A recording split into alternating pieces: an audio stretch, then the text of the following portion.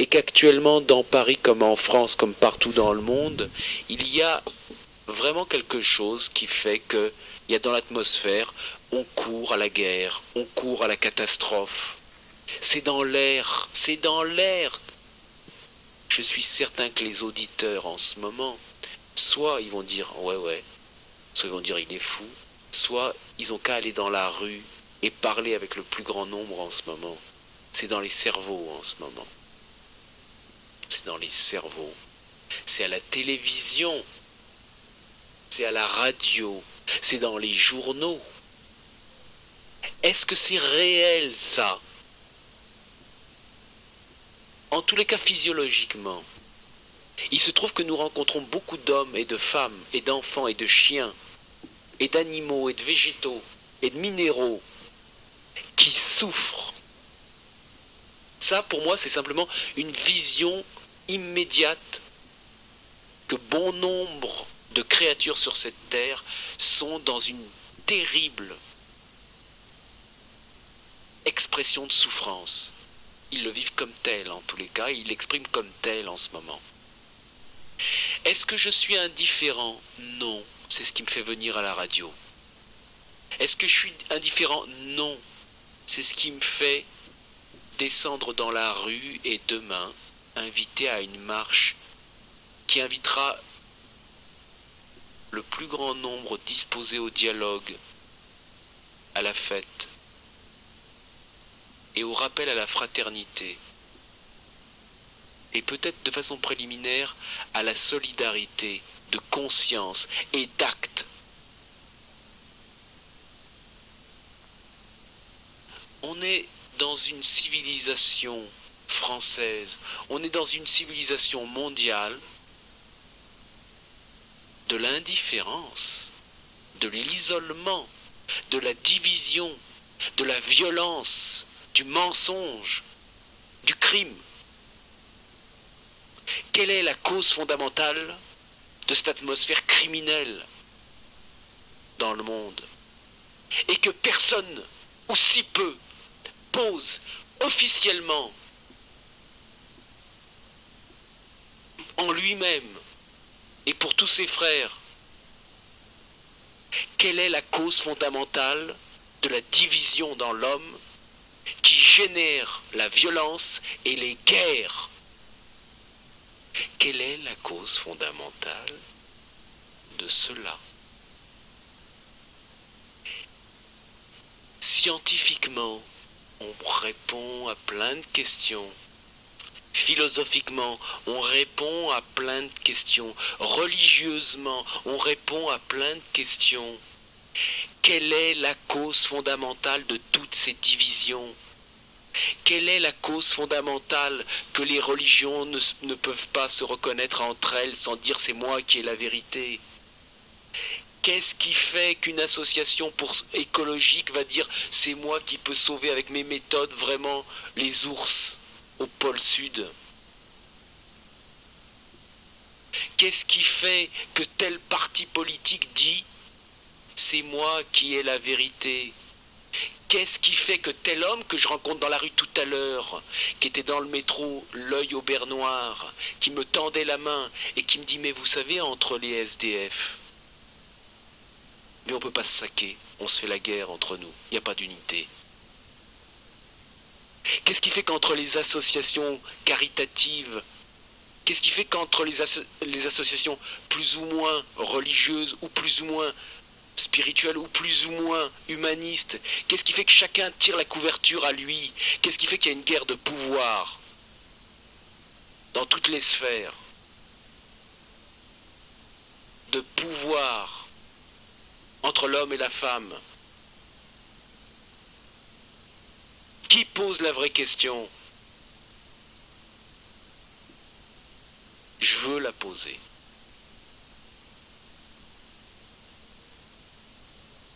Quelle est la cause fondamentale de toutes ces divisions? Qu'est-ce qui fait que un être humain ne regarde pas un autre être humain sans lui balancer ses pensées sur la vie, ses croyances sur la vie, ses désirs sur la vie? Qu'est-ce qui fait que les êtres humains se massacrent entre eux, n'osent même pas se regarder en face? Qu'est-ce qui fait que tout à l'heure, quand je suis rentré dans un immeuble, qu'il y avait une jeune femme aux cheveux bruns, au regard noir, à la délicatesse de peau, à la finesse de sa posture dans l'attente de l'ascenseur? Qu'est-ce qui fait, quand je suis arrivé, l'homme, ici qui parle, l'a regardé en face, lui a dit « Bonsoir », qu'elle a à peine répondu et qu'elle a détourné le regard? Qu'est-ce qui fait que dans les moindres détails de la vie quotidienne, la vie ne coule pas simplement? Qu'est-ce qui fait que lorsque je me sers un verre d'eau, il y a une maladresse qui surgit? Qu'est-ce qui fait que je ne parle pas spontanément? Qu'est-ce qui fait que mon langage est dans l'hésitation, dans la difficulté de s'exprimer? Qu'est-ce qui fait que mes gestes ne sont pas si aisés? Qu'est-ce qui fait qu'actuellement, en France comme partout ailleurs, les êtres humains sont soumis à quelque chose qu'ils ignorent et qui pourtant les divise en eux-mêmes et les uns vis-à-vis des autres? Quel est ce génie diviseur?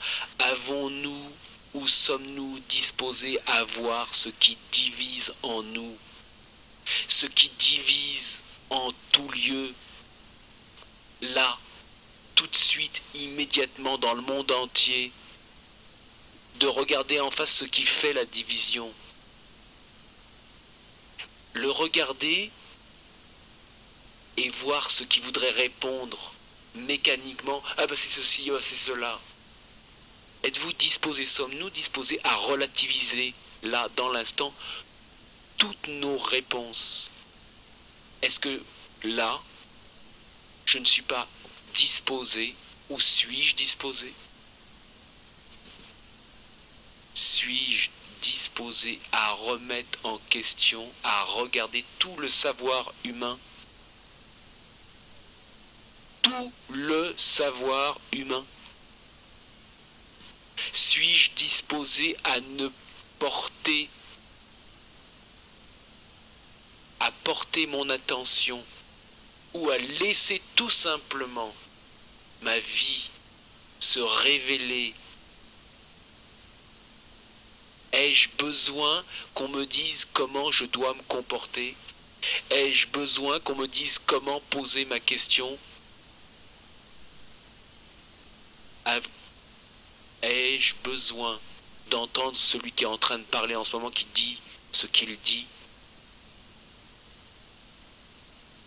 Ai-je besoin de parler comme je parle?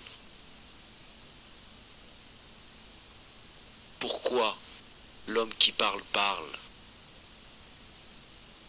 Pourquoi celui qui écoute écoute? Et peut-être bien qu'il n'y a aucune réponse à cette question. Peut-être n'y a-t-il même pas de question. Ça parle, ça chante.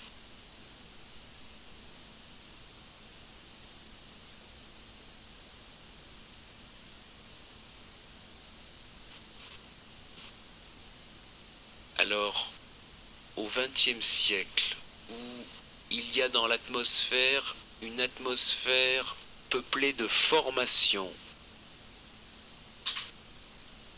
de fin de monde, de guerre mondiale, de cataclysmes, que j'entends vraiment beaucoup ça dans les cerveaux. Quelle est la réalité de ces scénarios? Est-ce réel ou est-ce des scénarios, une fiction, un film qu'on voudrait tourner, dans lequel on voudrait jouer? Comme une sorte d'hypnose collective. Qu'en dites-vous? Ça, c'est une question importante. À l'heure où dans Paris on descend, on va parler au premier venu en ce moment, il y a ça qui traîne dans les cerveaux. Est-ce une fatalité? C'est quoi? D'où ça vient tout cela? D'où ça vient, c'est ça? Qu'est-ce que la vie?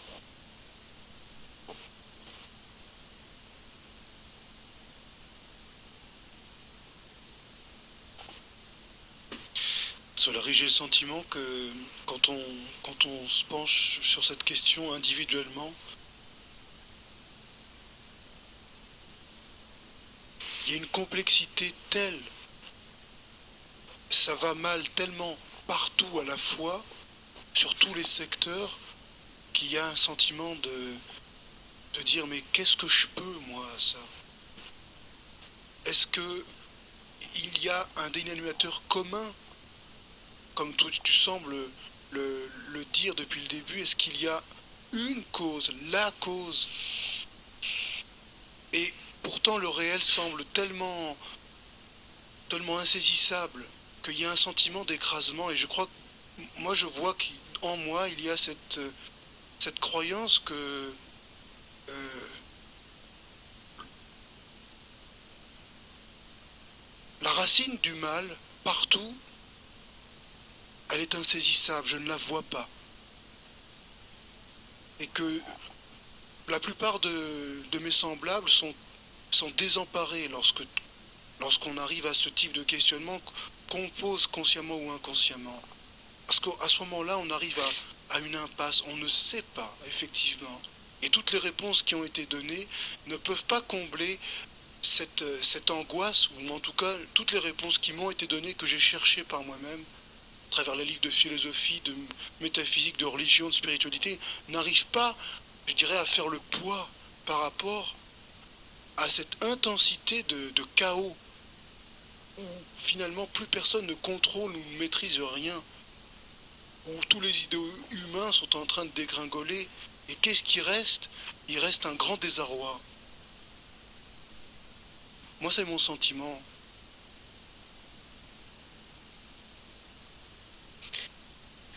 Alors, comment est-ce qu'il est possible d'arriver à cette cause sans analyser, puisque la pensée elle-même, la recherche rationnelle, finalement n'a pas donné satisfaction? C'est À partir de là, si ni la religion, ni la psychanalyse, ni la philosophie, toute cette démarche de pensée tourne court, on ne sait plus. Il n'y a plus de savoir. Ça ne correspond à aucune case dans le cerveau humain, ce qui est en train de se produire. Et c'est une grande incertitude.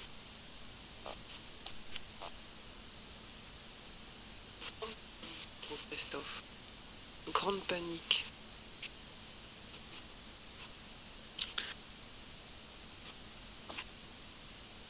voilà. Et quand l'homme se trouve dans ce désarroi ou dans cette panique, il cherche une réponse. Et c'est là où tu dis, et que je vois, et que je le constate en moi et en permanence, il y a une attente, effectivement. Et ce qui fait l'écoute et ce qui fait la parole, c'est cette attente ou ce désir, effectivement. Alors,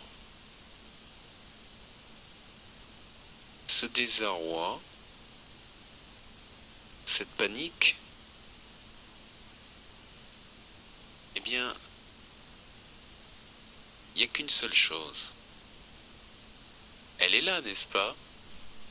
Je la vis.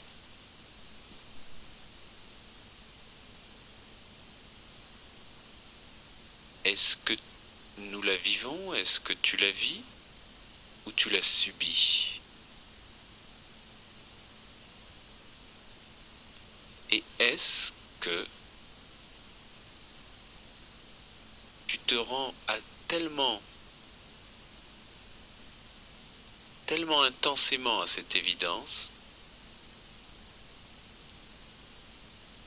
que tu n'as plus rien d'autre à faire que de voir les oiseaux passer,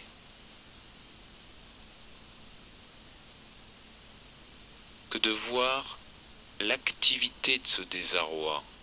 Y a-t-il autre chose?